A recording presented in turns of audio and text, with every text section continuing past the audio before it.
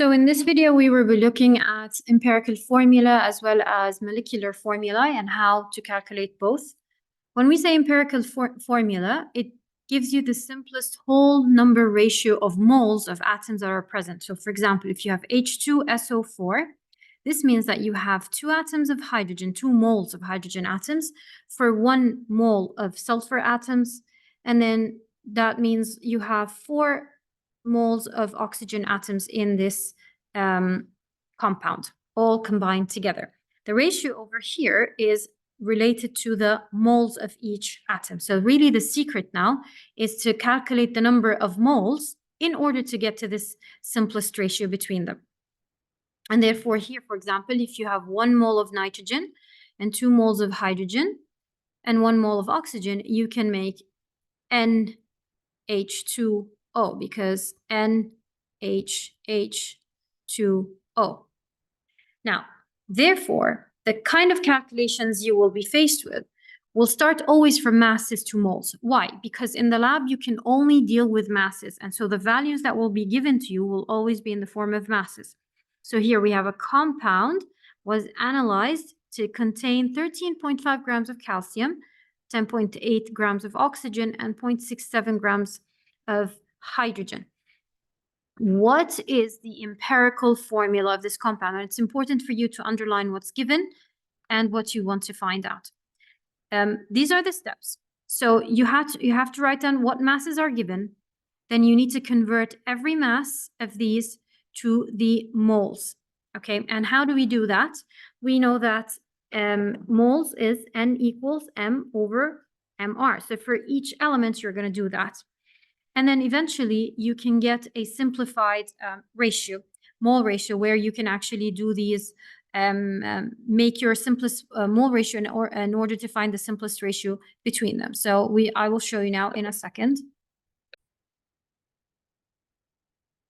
So for example, here you will write calcium, and you have to make it vertically, not horizontally. It's easier for you. Calcium to oxygen to hydrogen, and you're going to write the masses that were given to you. So here you have 13.5 grams, and then here you have 10.8 grams, and here you have 0.675 grams. So if you were to convert to moles, following this one, you're going to divide by the MR of each one of them. Calcium has an MR of 40 grams per mole, and oxygen has an MR of 16 grams per mole, and hydrogen has an MR of 1 gram per mole. Now, you're going to divide each value, and you are going to calculate this value. So, for example, 13.5 divided by 40, for that one, it's going to be 0.3375, and don't simplify, just keep it as it is. And then for the next one, it's 10.8 divided by 16, which equals 0.675. And then over here, it's 0.675. So what you want to do, the next step is you want to divide by each mole value by the smallest number of moles. The smallest number of moles for us here, we're going to look at it. This is not a simplified ratio yet. So we need to simplify by dividing by the smallest. So this divided by itself, because it's the smallest, and this divided by itself, by the smallest one, and this divided by the smallest one. Therefore, for this one, it's going to be 1. And for the other one, it's going to be 2. And over here, it's going to be 2. So these are nice, easy numbers. Therefore, this is going to be calcium for 2 oxygens and hydrogens. So that is calcium hydroxide. Okay? Now, if you get a decimal, if, for example, you get something like 0.5, then you're going to have to turn it into a fraction. And then you need to multiply by the denominator to get rid of this fraction. If you get a decimal, you can round if it's higher than, so you try to convert it into a fraction. If it is something that can be, that can look as an easy fraction, then you multiply everything by the denominator. Otherwise, you can round. Okay, so here's another example. So this, for example, is for a compound that contains percentages: carbon, 75% carbon, and 25% hydrogen. In this case, you will assume a basis of 100 grams, and therefore this is 75 grams for carbon and 25 grams for hydrogen. Now, you will need to divide by the MR to convert it to moles. So divide by the MR for both. So you have to get your moles for all of them. Remember, always take everything to moles. And then you, after you divide by the MR here for each one of them, you will divide by the smallest number of moles, which is 6.25. And so that would be 1. And here for this one, it would be a 4. And therefore, this is CH4. This is methane. You can pause the video anytime you want, and you can do this on your own. The same thing, you have here more examples where you're given the sample, the masses given to you, and then all you need to do is you need to convert these masses back to moles by dividing by the MR every time. Here, this is the MR. Then you get your moles, divide by the smallest one, and then you get your empirical formula, which shows the simplest ratio.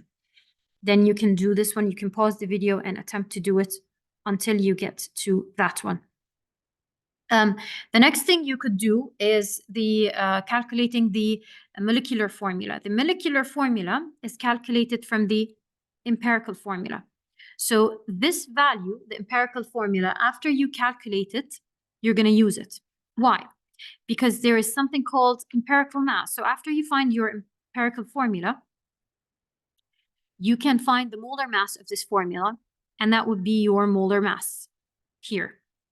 The question will always give you the molar mass of the new molecule here. And so when you divide that new molar mass by the old molar mass that you got from your empirical formula, you get a ratio, which is N. After you find N, you're going to multiply it by your old empirical formula. So for example, if you calculated your empirical formula to be CH3, then your empirical mass will be like the molar mass, which means it's that of carbon, which is 12, and of hydrogen together, so 3 times 1, and this means it's 15. So all of this has an empirical mass. This is the empirical mass for this empirical formula. Now, the question gave you the MR for this compound to be 30.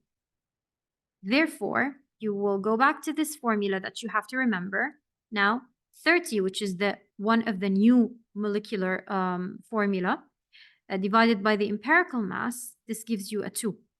So now what do you do with this 2 now? This N will be multiplied by your old empirical formula. So N for us was 2, so it's 2 multiplied by CH3, which means C2H6. And that's usually for organic compounds, so you're going to see a lot of carbons and hydrogens in these kind of questions. So here, for example, is an exam question. Show by calculation that the empirical formula of the compound Z is CH3O. So you just have to prove it. And you have these percentages, and you have to, these are percentages by mass. So therefore, you will assume a basis of 100 grams. And then you're going to write carbon to hydrogen to oxygen. You will write your masses 38.7, 9.7, 51.6, and all in M is in grams. You need to convert it to moles, MOL, divided by the MR. So this divided by 12, this divided by 1, this divided by 16, and all of this will be in moles. All of this will be in moles. All of this will be in moles. Now, you look for yours, the value that you get on the calculator. You're going to divide then by the smallest value. So these are the values that you would get after dividing by each one by its MR. And then if you divide by the smallest one, which is this value, you would get 1. And then this value divided by 3.225. This value divided by 3.225, that's why you get a 1. And then this becomes a 3, and this becomes a 1. Therefore, they are in the ratio of 1 to 3 to one. So basically this means that it's CH3O. So we basically proved it. Now, the relative formula mass of the real compound Z is 62. Deduce means work out the molecular formula of compound Z. So N is equal to empirical mass. Now, even if you didn't know how to do the empirical mass, you actually can use this information that was given to you here. It's already given, so you can use that here in your calculations. Empirical mass, sorry, it's the MR divided by the empirical mass, excuse me.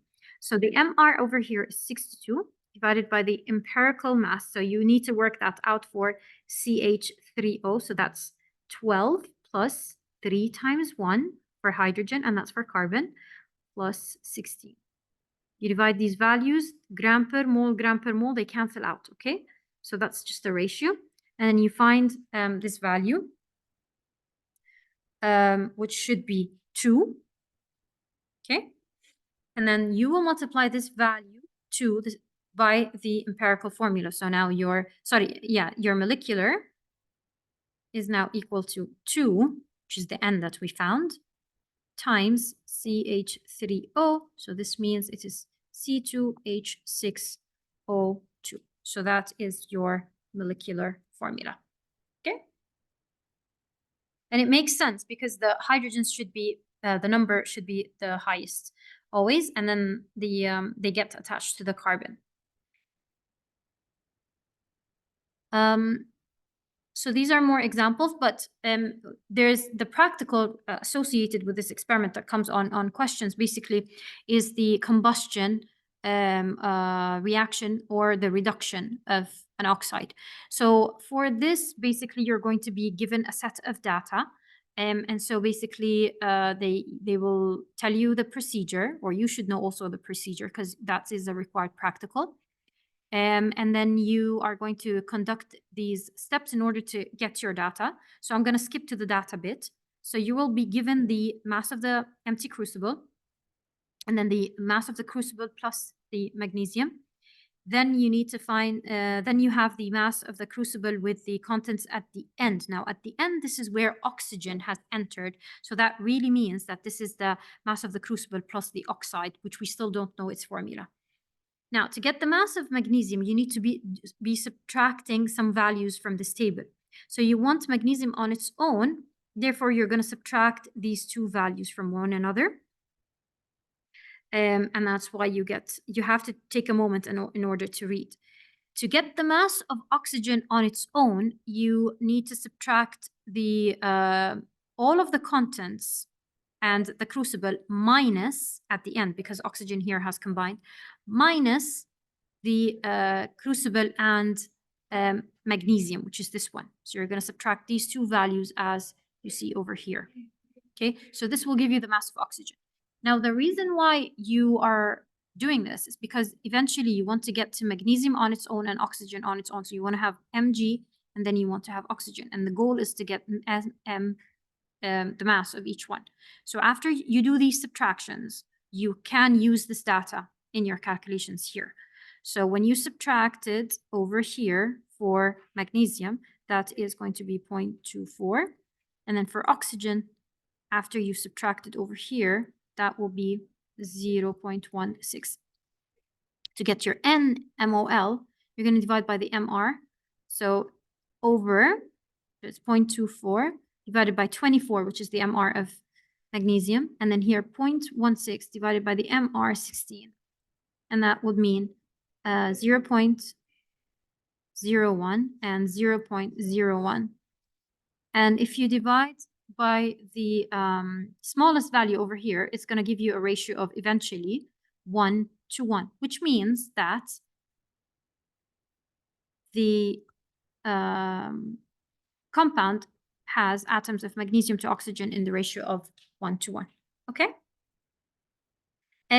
Only a tip here for you: if you get fractions, like I said, try to convert these fractions back. If you get decimals, you can convert them back to fractions. So then, for example, if you get like 3 over 5, let's say, you can multiply everything by 5, like like this, okay? So if you have something that looks like that, multiply everything by 5 to get rid of the decimals. But if you have a number that cannot look like a fraction, then for example, 6.78, you can round that to 7, okay? So that will be the only tip I would be giving for this one.